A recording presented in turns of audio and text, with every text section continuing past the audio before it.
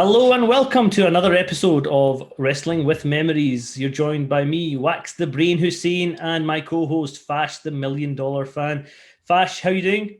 I'm good. I'm good. I mean, I've been hearing some promos that have been coming in my direction, but I'm not going to waste the time of the viewers and the listeners. I have, and the Fash World Order has bought some TV time, bought some advertisement time, and we're going to basically respond at the end of the show because that's the way the FWO does it. Before we move to the main topic, I was keen to chat to you about a couple of things. We don't talk about the wrestling of today, but this past week's been pretty big. I mean, even the last few weeks have been pretty big. I mean, Bobby Lashley becoming the WWF champion, Paul White signing with AEW, and then his big surprise being revealed at Revolution as Christian, but also the main event, I guess, of Revolution in the final segment. So for a one-off, I'm keen to get your views on these different things that have been happening over the past few weeks. Yeah, well, AEW are certainly going all out to challenge the WWE in every possible way that they can, even with Shaquille O'Neal having a match on AEW prior to Revolutions. It's certainly an interesting time for the business. Tony Khan, deep pockets that his father has, he's certainly spending his money. I was a bit underwhelmed by Christian being the new All Elite member, but that's really their own fault for building it up so much. And the end of the match that you're referring to, Fash, between John Moxley and Kenny Omega, well, that's got to go down as one of the biggest fails in wrestling history, along with some of the things we were talking about earlier, being like Kane revealing his mask. Yeah, I mean, that was right up there, wasn't it, with the Shockmaster, as you said, Kane revealing his face for the first time and just being covered in mascara and everyone acting as if he's destroyed, and this as well. I mean, yeah, they could have paid for some more fireworks. It was not so much an explosion, but a whimper. And it's been the talk of the town, obviously, on Twitter and social media in general. But yeah, they've tried to kind of cover it up a little bit, but the explanation doesn't work with the reaction of Mr. Eddie Kingston and the commentators. No, So definitely certainly not. a big wrestle botch moment. But certainly the event we're going to talk about today, there was a lot of interesting stuff happening in it, and not so much wrestle botch, but I think some good wrestling related developments too. Yep, so we're going all the way back to 1991. Over the next couple of episodes, we're going to cover SummerSlam 91. We're going to see what the build-up to Survivor Series was, Survivor Series itself, and then Tuesday in Texas. And that will round out our 1991 review of the WWF. So let's get going.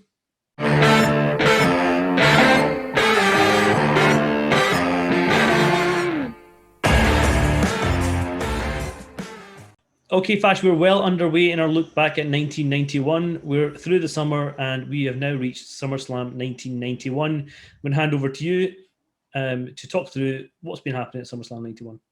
Yeah, well, that's the thing. So our previous episodes, for people that have not had a chance to watch it, we've talked about all the major developments over the summer. So, leading into this event, Sid Justice coming in, he's going to be the guest referee in the main event. Ric Flair joining soon. So he's going to come through the doors in September, but he's very much mentioned in the show. And then also in terms of other developments leading into this, there was a big angle between the Ultimate Warrior, Jake Roberts, and The Undertaker.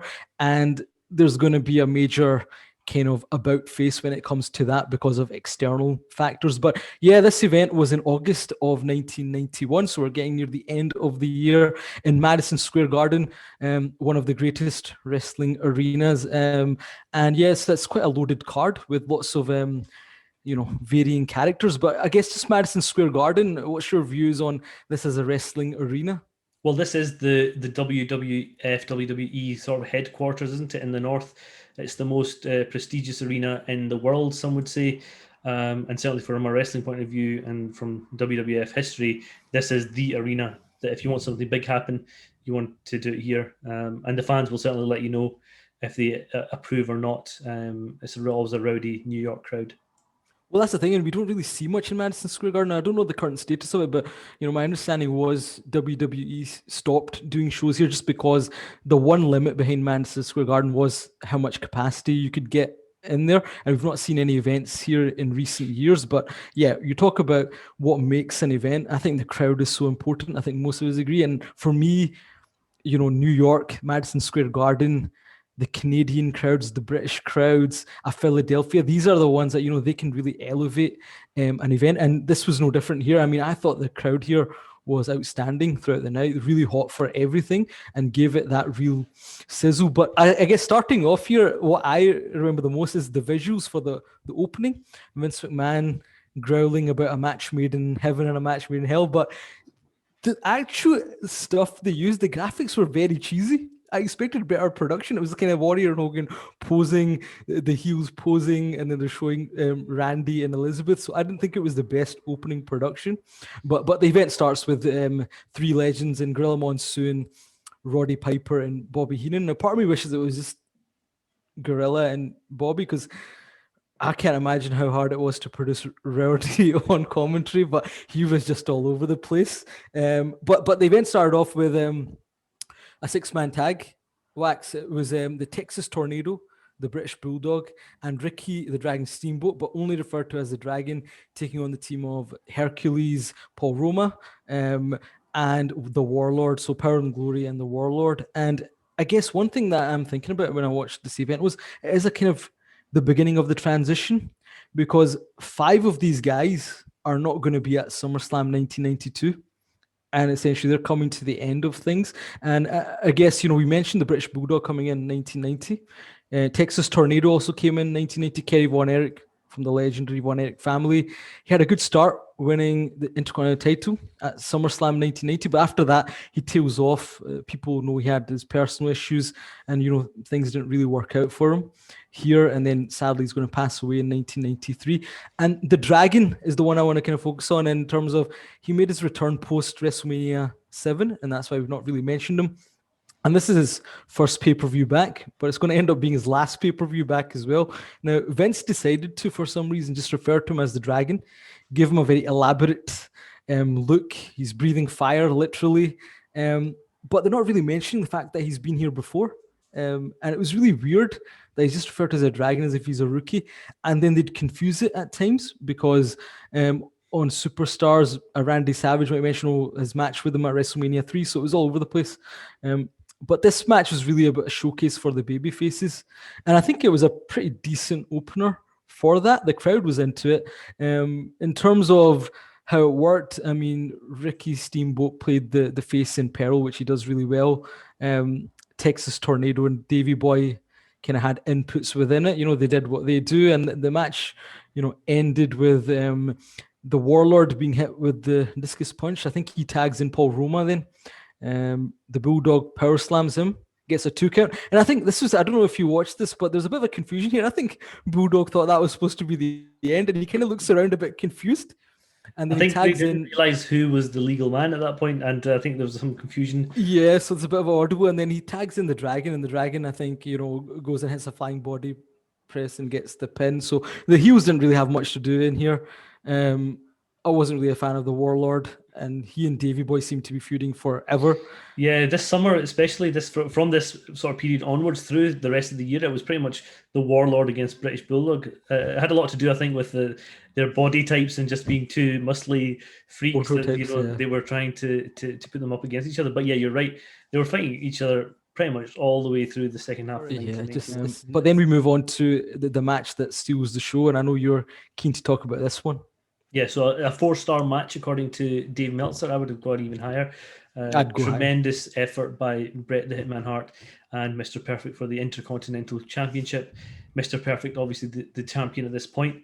But it's important to sort of note he was actually carrying quite a serious injury, which meant that they had to get the title off him. And he had to go then away on a 3-month break before he was back on TV. But he was an even longer break in terms of wrestling. I don't think he wrestled for another year after this. It was a serious back injury, and it certainly paid to his sort of push at that point. The match itself is tremendous. I mean, this 2 mid-carders that, could have went on to have, or probably did go on to have great careers. Mr. Perfect, I was going to ask you, Fash, if Mr. Perfect hadn't got injured at this moment in time and he was still wrestling, do you think his career could have taken off in the same way that Bret's did, Shawn Michaels did? Because he was a similar sort of stature and size to those guys. Absolutely. I think it's such a shame because, yeah, he does come back, as you say, tail end of 1992 at the Survivor Series and 1993, where they are in the kind of, the focus is on the smaller competitors and Bret Hart's the champion. Absolutely agree with you. I think if he hadn't had this injury and, you were going into 1992 and when Bret wins the title, I think Mr. Perfect would have been in the mix, especially if he would have been, with Ric Flair for a bit, turned Yeah. babyface and taking it. So I think it's a shame. And as you say, this injury is going to kind of make his career a bit stop-start. And, he's not really going to go full-time until he goes to WCW in 97. But as you say, a tremendous match back and forth. Yeah, And I then mean, you find out that he was so badly injured. yeah, I mean, it's incredible. yeah, the fact that you could put on a clinic with Bret, and I suppose you've got two guys in there that are, renowned for being just the best workers of that sort of era. I mean, the match itself is a great story. Mr. Perfect constantly pulling at Bret's hair at all chances he get, and then suddenly Bret decides that's enough, does the same to Mr. Perfect, and has his revenge. He then just tears his onesie apart, which I thought was hilarious. I don't know if that was intentional or not. But it seemed to come apart at the seams quite quickly. And the great towards the end had a great finish. Bret winning, and then again for some reason he's trying to strip Mr. Perfect of his outfit, and it's just a bit hilarious the way it ends. But an absolute clinic from a wrestling point of view that both guys put on. Yeah, from my perspective, I mean, Mr. Perfect gave an example how you put someone over because this was Bret's coming out party, really. And within the match, he kicks out of the Perfect Plex, which Yeah, I the think first on time I think commentary, is the one well, of the in first times commentary they that say that, but really, I think Hogan and Warrior both Yeah. kicked out of it before. But I mean, just to kind of highlight the point, he let him do that. And then, it's the first time we see Bret use a kind of reversal for the sharpshooter. As you say, Mr. Perfect's kind of kicking his abdominal, and then he kind of turns it around with the sharpshooter, Yep. taps out straight away, and then you see tears his clothes apart. So I think Mr. Perfect really went out for Bret there, and Bret showed that he was something special. And I think in Bret's book he alludes to the fact that there was such a level of respect there Yeah.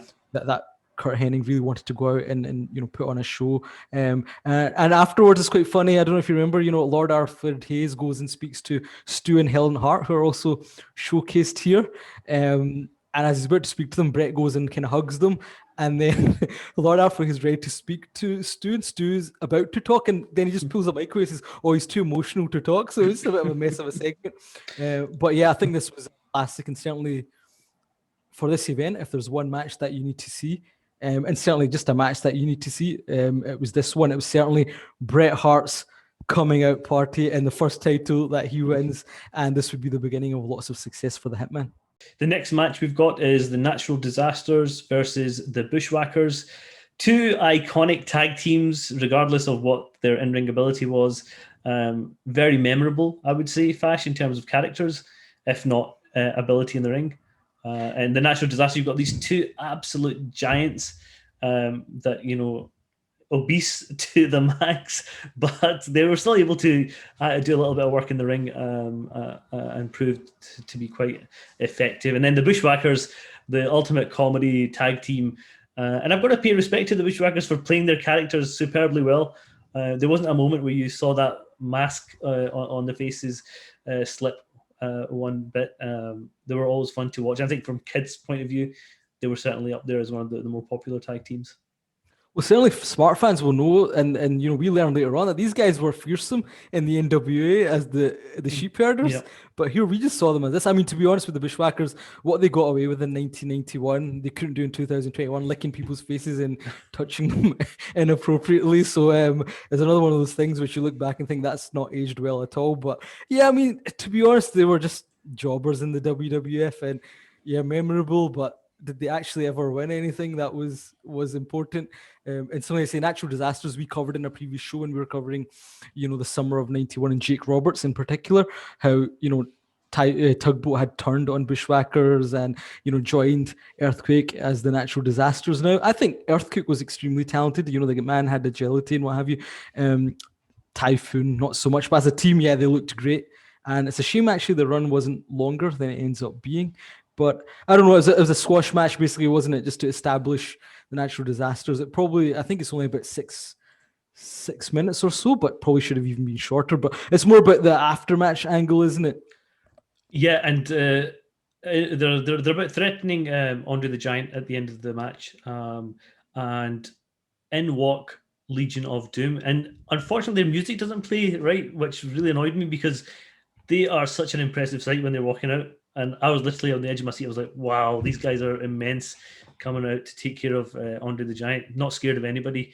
But and every time they walk through the curtain, I always think, "Wow, these guys are terrific, brilliant, badasses," and they proved that again. And then obviously the heels, the Natural Disasters, decided they didn't want a piece of the Legion of Doom at this moment in time, so they head to the back and do a wee promo against them.